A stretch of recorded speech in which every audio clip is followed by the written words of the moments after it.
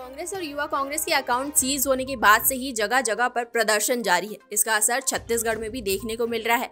अभी जहां शनिवार को रायपुर में युवा कांग्रेस के कार्यकर्ताओं ने मोदी और शाह का पुतला डुबाकर विरोध प्रदर्शन किया था, तो वहीं एक बार फिर सोमवार को कांग्रेस जिला कमेटी के कार्यकर्ताओं ने आयकर विभाग के कार्यालय के सामने विरोध प्रदर्शन किया है। इसे लेकर हमारे संवाददाता ने छत्तीसगढ़ कांग्रेस के प्रदेश महामंत्री से खास चर्चा की है। तो आइए सीधा चलते हैं हमारे संवाददाता की ओर। तो अभी हम आ गए हैं कन्हैया अग्रवाल जी के पास। आइए सीधा बात करते हैं उनसे। भैया, आज आप लोगों ने प्रदर्शन किया आयकर विभाग के सामने। जब भी इस तरह की कोई भी कार्रवाई की जाती है तो लोकतंत्र की दुहाई देना क्यों चालू कर देती है कांग्रेस पार्टी?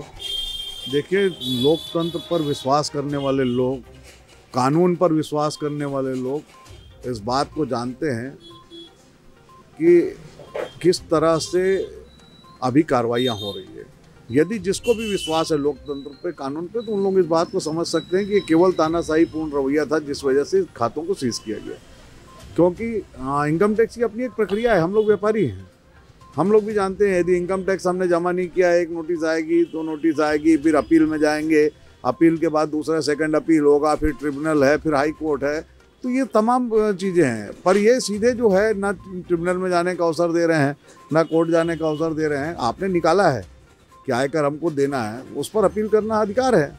उसके हनन करते हुए सीधा सीज कर देना, ये एक तरह से ये प्रयास था कि लोकसभा चुनाव के पहले कांग्रेस के खातों को सीज कर दोगे तो कांग्रेस का मनोबल टूटेगा। कांग्रेस के ये कार्रवाई तो आयकर विभाग ने की, तो इसमें कहाँ से मोदी और फिर भाजपा और ये सब कहाँ से सम्मिलित हो जाते हैं? अभी आयकर विभाग की जो भी कार्रवाई हो या ईडी की कार्रवाई हो, सीबीआई की कार्रवाई हो, ये दिख रही है कि किस तरह से इनकम टैक्स कभी इस तरह कार्रवाई करता है क्या? इनकम टैक्स किसी व्यापारी के ऐसा किसी खाता सीज नहीं करता, किसी इंडस्ट्रियलिस्ट का सीज नहीं करता। लोगों के जो है कितने लोगों के कितने करोड़ रुपए बाकी होंगे, कभी आयकर विभाग ने सीज नहीं किया है। ये कार्रवाई राजनीतिक प्रेरित है। राजनीति प्रेरित कार्रवाई होने की वजह से इस बात को लोकतंत्र की हत्या से जोड़ा जा रहा है, क्योंकि आप लोकतंत्र को प्रभावित करने का काम कर रहे हैं। आप बोल रहे हैं ये कार्रवाई राजनीतिक प्रेरित है, तो ऐसे में तो आयकर विभाग जब भी कोई कार्रवाई करेगा तो आप उसे तो राजनीतिकरण ही कर देंगे उसका। तो ये कैसे तय होगा कि आयकर विभाग कार्रवाई कर रहे हैं वो सही है या गलत है? फिर तो ये एक तरीके का वो सिंबल बन जाएगा, कार्रवाई हुई मतलब राजनीति है। यही मैं कह रहा हूँ कि यदि कानूनी प्रक्रियाओं को जानते हैं तो कानूनी प्रक्रियाओं का पालन होना चाहिए। कानूनी प्रक्रिया जो है, मैंने पहले कहा कि यदि मेरे कोई आयकर का एक नोटिस आया, मैंने जवाब नहीं दिया, दूसरा नोटिस आएगा, मैं जवाब दूंगा, उससे संतुष्ट नहीं है, फिर मेरे ऊपर में दंडारोपण होगा, फिर उसके बाद जो है ट्रिब्यूनल के दरवाजे खुले, इनकम टैक्स ट्रिब्यूनल बना हुआ है, ट्रिब्यूनल से भी यदि वो चीज़ नहीं हो पाती है तो कोर्ट जाने का रास्ता खुला होता है। ये कभी नहीं होता है कि इस तरह से सीधे खातों को सीज कर दिया जाता है। जब कोई पार्टी डिफ़ॉल्ट हो जाए तो सीज होता है, या फिर जो है तमाम जो कानूनी रास्ते हैं वो रास्ते समाप्त हो चुके हों तो खाते सीज होते हैं। ये तो सीधा उठा करके सीज कर दिया। आखिर तत्काल क्यों खोलने की आवश्यकता पड़ गई? आपने चूंकि गलत किया था इसलिए आपको खोलने की आवश्यकता पड़ती है। यदि आपने गलत नहीं किया होता तो क्यों खोलते?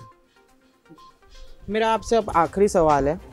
अभी जो कार्रवाई कर रही है, जैसे सीबीआई कर रही है, आयकर विभाग कर रहा है, ये केंद्र सरकार के इशारे पे कर रही है। एक समय केंद्र में कांग्रेस सरकार थी, उस समय जो अभी के गृह मंत्री हैं उनके ऊपर कार्रवाई होती थी, बीजेपी शासित राज्यों के ऊपर कार्रवाई होती थी। तो क्या इस देश में चाहे कांग्रेस की पार्टी हो या भाजपा की पार्टी हो, जो सेंट्रल एजेंसी हैं, सीबीआई हो गए, आयकर विभाग हो गया, क्या ये स्वतंत्र रूप से कभी काम कर पाएंगे या फिर राजनीति से प्रेरित होकर ही इनसे काम करवाया जाएगा?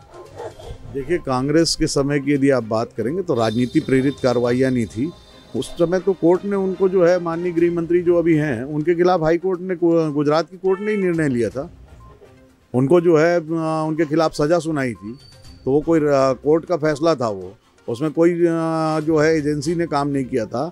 और जहाँ तक बात है कि राजनीति प्रेरित कार्रवाइयों की, तो जब देश में कांग्रेस की सरकार थी उस समय हवाला वाला मामला आया। कांग्रेस के बहुत सारे लोगों ने केंद्रीय मंत्रिमंडल से इस्तीफा दिया था। हमारे जो है प्रदेश के, पूरे देश के दिग्गज नेता थे स्वर्गीय विद्याचरण जी ने इस्तीफा दिया था। बाद में न्यायालय से बरी होकर के आए थे, लेकिन ऐसा नहीं हुआ था किसी दल विशेष पे कार्रवाई हुई थी। उस समय यदि आडवाणी जी भी हवाला घोटाले में आए थे तो विद्या भैया की बात आई थी, तो विद्या भैया ने भी इस्तीफा दिया, कोर्ट से न्याय मिला उनको। पर ये नहीं रहा कि जैसा अभी हो रहा है। छत्तीसगढ़ में ईडी की जितनी कार्रवाई हुई सिर्फ कांग्रेस के लोगों के खिलाफ हुई है। क्या भारतीय जनता पार्टी के सारे नेता जो है दूध के धुले हुए हैं? या वो सारे लोग जिनके खिलाफ ईडी की कार्रवाई होती है, चाहे वो अजीत पवार हो या महाराष्ट्र में जो है शारदा चिट फंड घोटाले वाले हों, उन लोगों के खिलाफ ईडी की कार्रवाई चलती होती है। जैसे ही वो लोग भाजपा में प्रवेश करते हैं उनकी सारी कार्रवाइयाँ समाप्त हो जाती है, वो लोग ईमानदार हो जाते हैं। तो ये क्या Bharatiya Janata party washing machine है कि ला के धो धुआ के उनको सफाई कर लेती है, ओके कर लेती है?